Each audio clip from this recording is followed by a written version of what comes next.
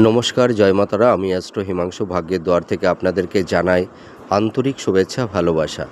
আজ আমি যে প্রেডিকশানটি করতে চলেছি, জাতকেরা হলে ডান হাতটিকে দেখুন আর জাতিকারা হলে বাঁ হাতটিকে দেখুন। আপনারা দেখতে পাচ্ছেন এই যে বুধের আঙুল, এই বুধের ক্ষেত্রে মানে এই বুধের এই এই নিচের অংশটাকে বলা হয় বুধের ক্ষেত্র। এই বুধের ক্ষেত্রে যদি দুটো বিবাহ রেখা খুব কাছাকাছি অবস্থান করে থাকে, আপনারা দেখতে পাচ্ছেন এখানে দুটি বিবাহ রেখা খুব কাছাকাছি অবস্থান করে আছে।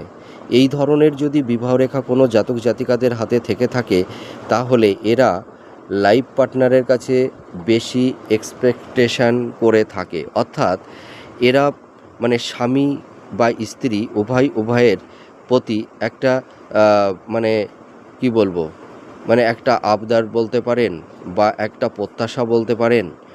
মানে এদের এই প্রত্যাশা চাহিদাটা একে অপরের প্রতি একটু বেশি থাকে, মানে একে অপরের কাছে একটু বেশি কিছু প্রত্যাশা করে থাকে।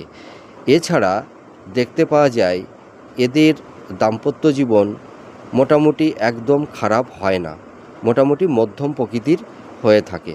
আপনারা মিলে দেখুন এই প্রেডিকশানটি। জয় মাতারা।